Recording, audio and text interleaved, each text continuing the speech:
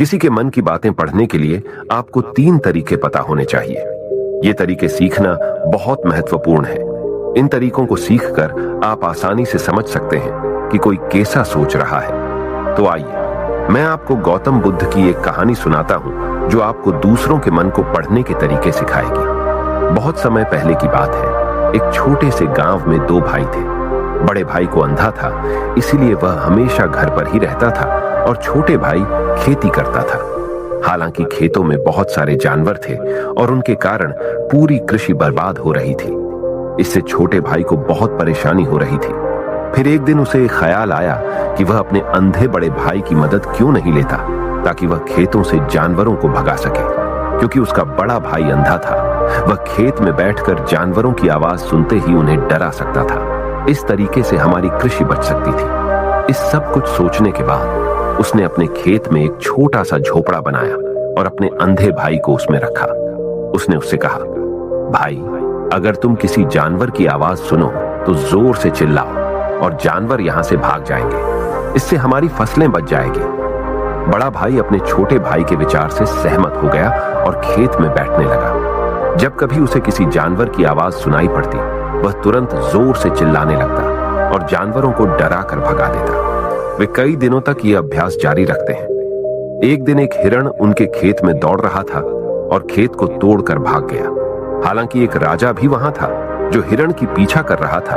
राजा का ध्यान अंधे भाई पर गया और उनसे पूछा, क्या तुमने यहां एक हिरण देखा है? जवाब में अंधे भाई ने कहा, मैं अंधा हूं, मैं कैसे हिरण देख सकता हूं?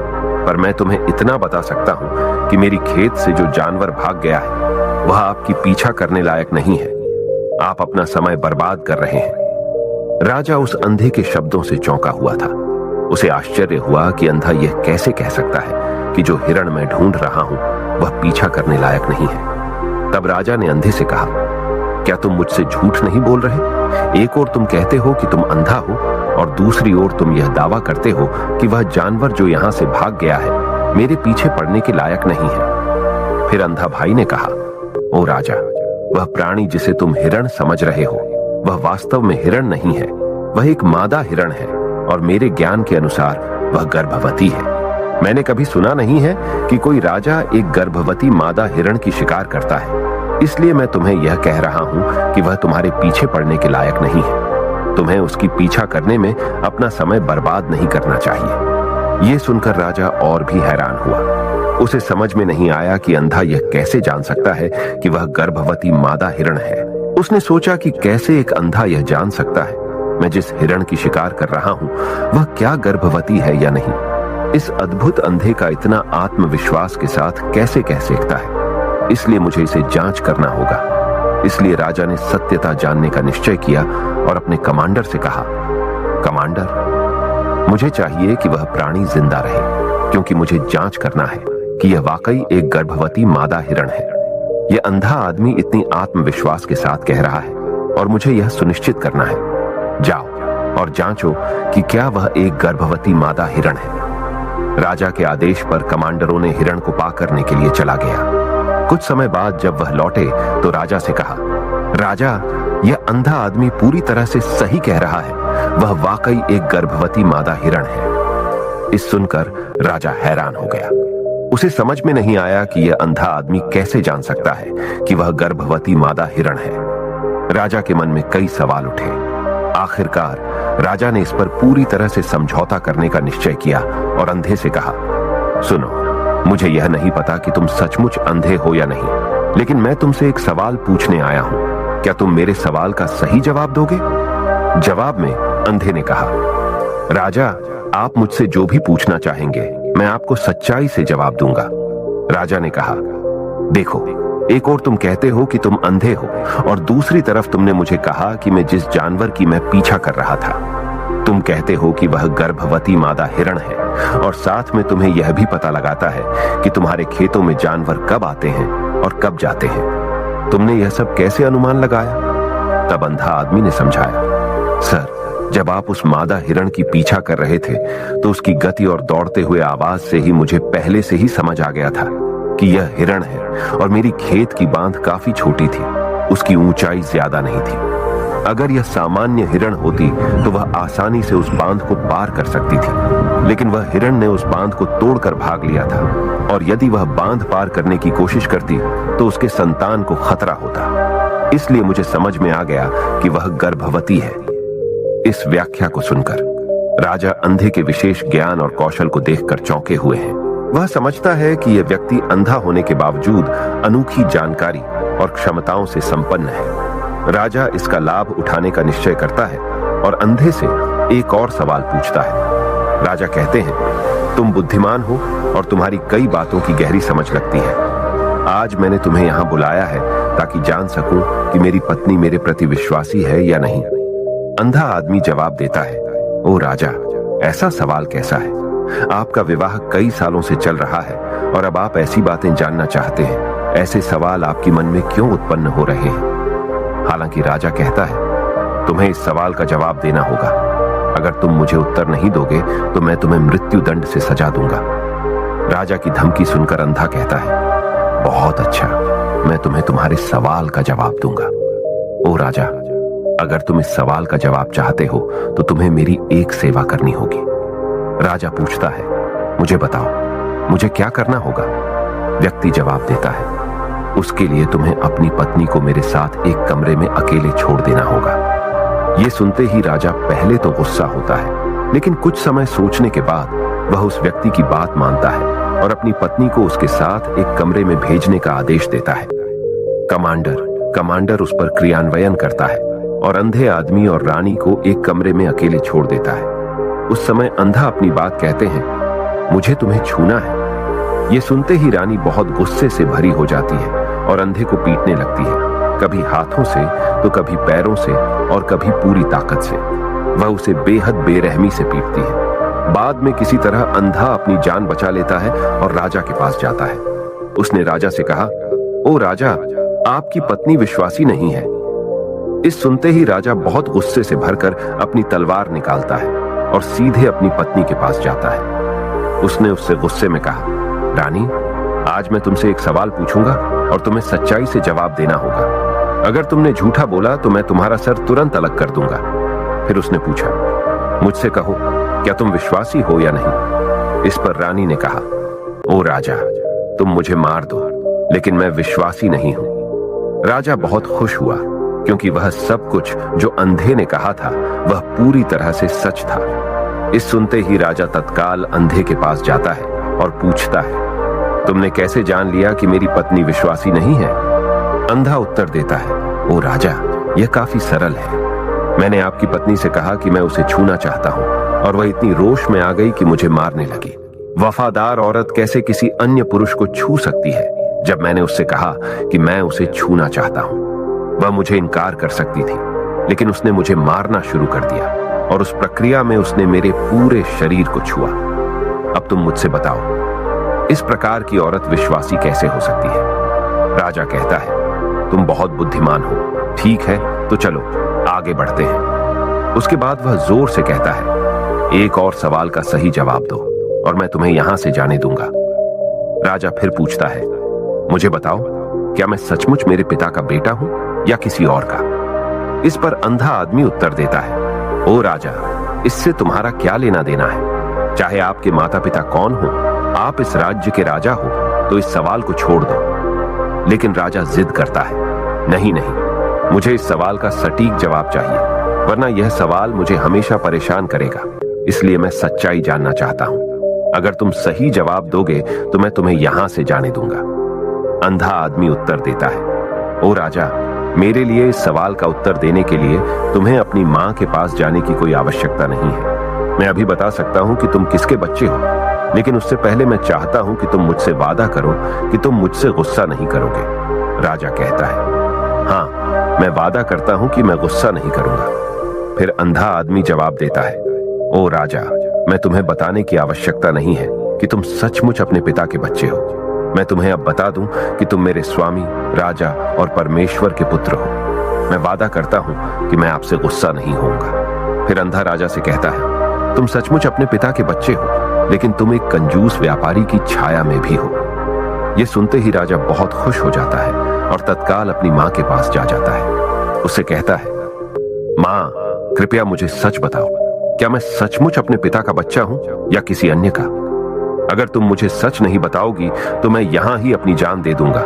मुझे सच बताओ क्या है। राजा की मां कहती है, पुत्र, तुम सचमुच अपने पिता का बच्चा है, लेकिन तुम एक कंजूस व्यापारी की छाया में भी हो। जब मैं नहाकर अपनी आवश्यकता अनुसार देख रही थी तो मैंने तुम्हारी ऊपर कंजूस व्यापारी की छाया देखी। ये सुनते ही राजा बहुत खुश हो जाता है और तत्काल ही अंधे के पास लौटता है। उससे पूछता है, तुमने कैसे जान लिया कि मेरी ऊपर कंजूस व्यापारी की छाया थी? अंधा जवाब देता है, ओ राजा, आप मुझसे कई सवाल पूछते हैं और मैंने सभी के सही उत्तर दिए हैं। अगर आप कोई अन्य राजा होते तो मैंने अब तक कई पुरस्कार प्राप्त कर लिए होते, लेकिन आपने मुझे कुछ नहीं दिया। मैंने अब तक एक भी पैसा नहीं लिया है। इसी से मैंने अनुमान लगाया कि आप बहुत कंजूस हैं। यह सुनकर राजा हंसते हुए कहता है, जो भी तुम मांगोगे मैं जरूर दूंगा, लेकिन मुझे बताओ, तुम कैसे जान लेते हो क्या सही है और क्या गलत, और तुम इतने सटीक और निष्कलंक उत्तर कैसे दे सकते हो? अंधा आदमी कहता है, ओ राजा, मैं प्राकृतिक रूप से अंधा हूं। अगर मेरी आंखें होती तो मैं किसी के विचारों को आसानी से समझ सकता। मन का अपनी भाषा होती है और इस भाषा को किसी के शरीर की क्रियाओं में देखकर समझा जा सकता है। व्यक्ति की आंखों, होंठों, काम करने के तरीके और उनकी गतिविधियों को देखकर हम समझ सकते हैं कि उसके मन में क्या चल रहा है। इस पर आधारित हम किसी की विचारों को जान सकते हैं। लेकिन मैं अंधा हूं, इसलिए मुझे क्रियाओं के माध्यम से जानना पड़ता है। अगर मुझे कुछ जानना होता है तो मैं अगले व्यक्ति को कार्य सौंपना पड़ता है। देखना होगा कि वह कैसे काम करता है और उसके आधार पर मैं समझ सकता हूं कि उसके मन में क्या चल रहा है। इस सुनते हुए राजा पूछता है, क्या इसका मतलब है कि मैं भी किसी के विचारों को जान सकता हूं? इस पर अंधा आदमी कहता है, बिल्कुल, आप भी किसी के विचारों को समझ सकते हैं, लेकिन उसके लिए आपको पहले अपनी आत्मा पर काम करना पड़ेगा, और वह काम है अपनी मानसिकता को शांत करना, अपनी मानसिकता को वर्तमान में लाना। इसके लिए आज मैं आपको 3 तरीके बताऊंगा, और ये 3 तरीके बहुत ही सरल और आसान हैं। लेकिन राजा, इससे पहले आपको एक चीज करनी होगी, अपनी मानसिकता को संकेंद्रित करें। हम जब अपनी मानसिकता को संकेंद्रित करते हैं तब हम दूसरों के विचारों को समझ सकते हैं, क्योंकि वह व्यक्ति वर्तमान में सोच रहा है, और हमें भी अपनी मानसिकता को वर्तमान में लाना होगा, तभी हम उनके विचारों को समझ सकते हैं। अगर हम पिछली घटनाओं के बारे में सोच रहे हैं तो हमें यह कैसे पता चलेगा कि दूसरा व्यक्ति वर्तमान में क्या सोच रहा है, क्योंकि हम पिछली घटनाओं में लिपटे हुए हैं। तो किसी के विचारों को जानने के लिए सबसे पहले हमें अपनी मानसिकता को संकेंद्रित करना होगा और उसे वर्तमान में लाना होगा। उसके बाद यह व्यक्ति राजा से कहता है, राजा, मैं जरूर 3 तरीकों को बताऊंगा जिनसे आप किसी के विचारों को आसानी से समझ सकते हैं। इसके बाद अंधा राजा से कहता है, राजा, पहला तरीका है आंखों पर ध्यान देना। किसी से बात करते समय सबसे महत्वपूर्ण यह है कि हम उसकी आंखों में देखें, क्योंकि आंखें बोलती नहीं, लेकिन वह बहुत कुछ कहती हैं।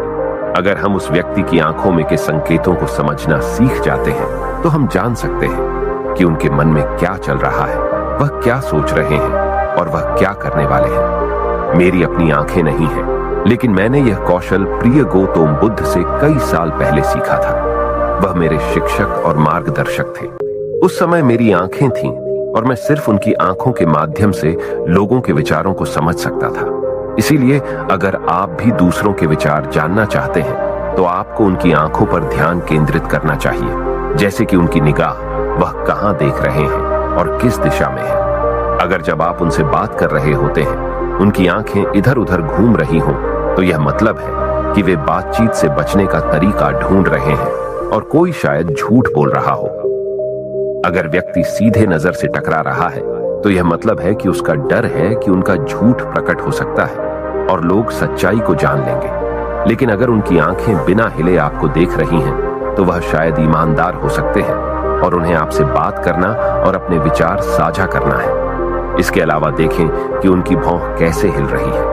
अगर वह दूसरी ओर देखते हुए उनकी भौं नीचे जाती है तो वह शायद कुछ सोच रहे हैं या किसी अन्य चीज के बारे में चिंतित है। अगर उनकी भौं ऊपर जाती है और उनकी आंखें बड़ी हो जाती हैं तो वह आश्चर्यित या जिज्ञासु हो सकते हैं जिन्हें आपके विचारों के बारे में। यहां तक कि देखें कि उनकी पूंजी इतनी बड़ी या छोटी है। पूंजी आंख का काला हिस्सा होती है। अगर पूंजी बड़ी होती है तो यह मतलब है कि वह आपको पसंद करते हैं या आपके कहे को पसंद कर रहे हैं। वह उत्साहित या खुश है। अगर पूंजी छोटी होती है तो यह मतलब है कि वह आपको पसंद नहीं करते हैं या आपके कहे को पसंद नहीं कर रहे हैं। वह असहज या गुस्से में है। इसके अलावा देखें कि उनकी आंखों की सफेदी कितनी लाल है या कितनी सफेद है। आंख का सफेद हिस्सा स्क्लेरा कहलाता है। अगर स्क्लेरा लाल होती है तो यह मतलब है कि वह थके हुए, तंत्रित या बीमार हो सकते हैं। वह आपसे बात करना नहीं चाहते होंगे। मैं एक समय याद करता हूं जब मैंने एक थके हुए व्यक्ति से मिला था जो यात्रा कर रहे थे। हम जब बात कर रहे थे तो उसकी आंखें बहुत घूमती रहती थी, मुझे कभी देखती नहीं। इससे दिखाई देता था कि उसको चिंता थी और वह जल्दी जाना चाहता था।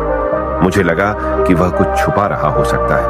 वह मेरे साथ बात करना नहीं चाहता था, इसलिए मैंने उससे और सवाल पूछे। मैंने पता लगाया कि उसका एक गुप्त योजना था। इसी तरह अन्य भी चेहरे की भावनाओं की अन्य व्यक्तिगत व्यवहार होते हैं जो हमें आसानी से व्यक्ति के विचार समझने में मदद कर सकते हैं। कभी कभी व्यक्ति अपने चेहरे के माध्यम से विभिन्न व्यवहार दिखाता है। यदि आप किसी के चेहरे के अभिव्यक्ति पर ध्यान देते हैं तो आप आसानी से समझ सकते हैं कि वह व्यक्ति निराश है, बहुत दुखी है या बहुत खुश है। आप यह भी समझ सकते हैं कि वह अंदर कैसा महसूस कर रहे हैं, और ये सब बातें उनके चेहरे की अभिव्यक्ति के माध्यम से निश्चित की जा सकती हैं।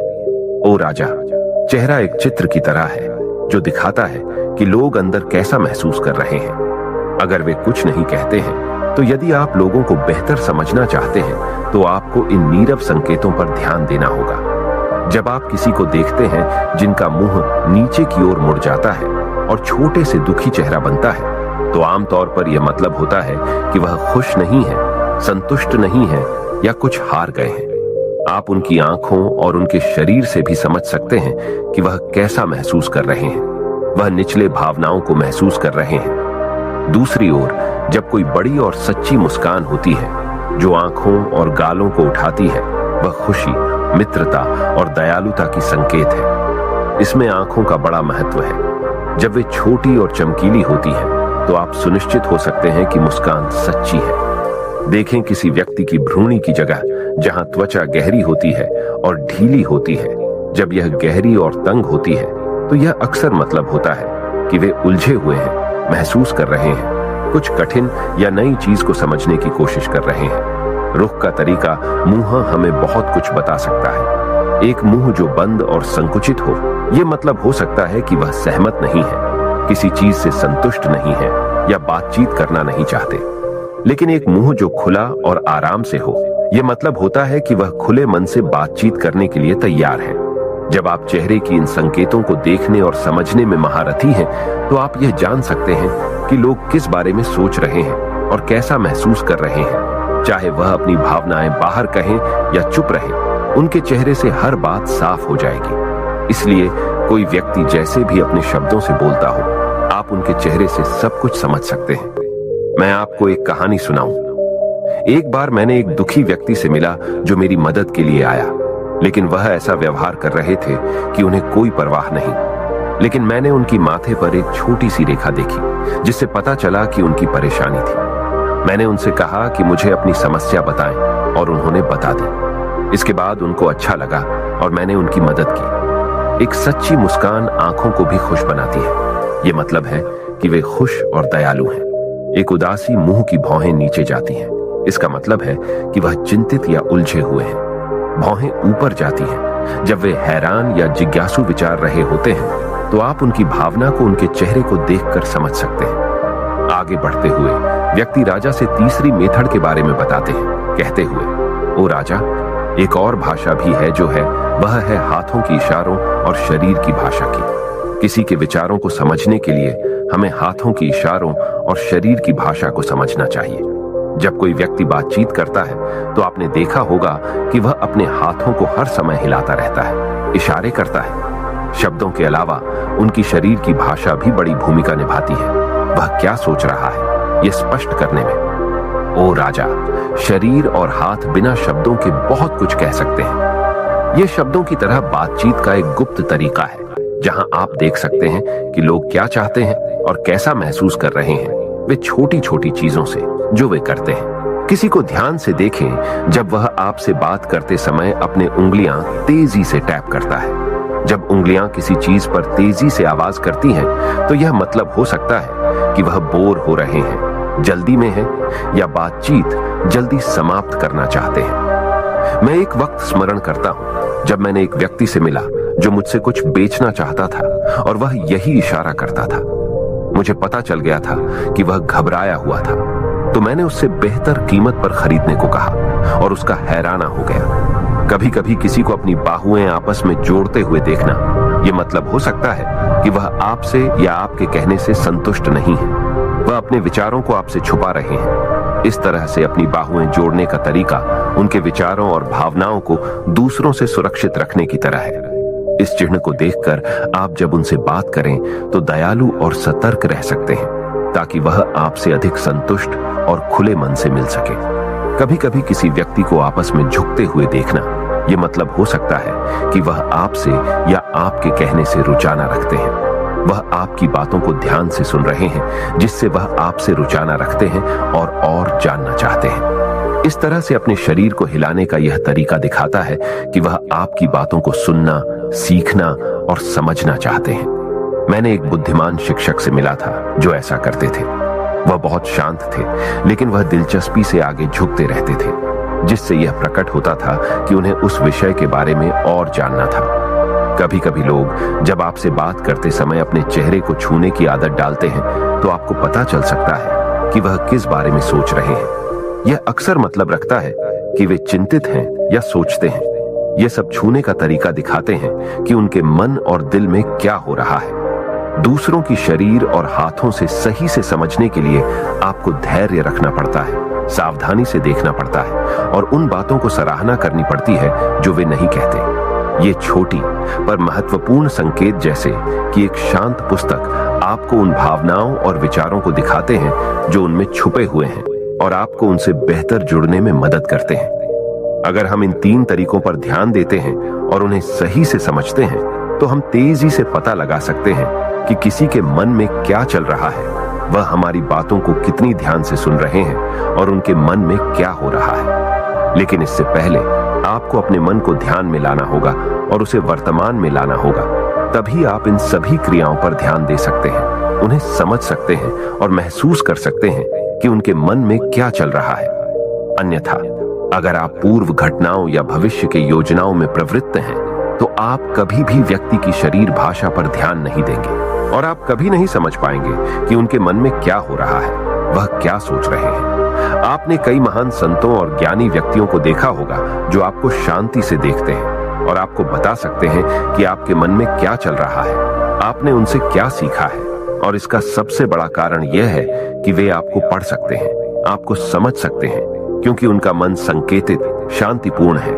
इसलिए वह आसानी से आपके विचारों को समझ सकते हैं। मुझे आशा है कि आपने अब तक कहानी का आनंद लिया है और इससे कुछ नया सीखा है।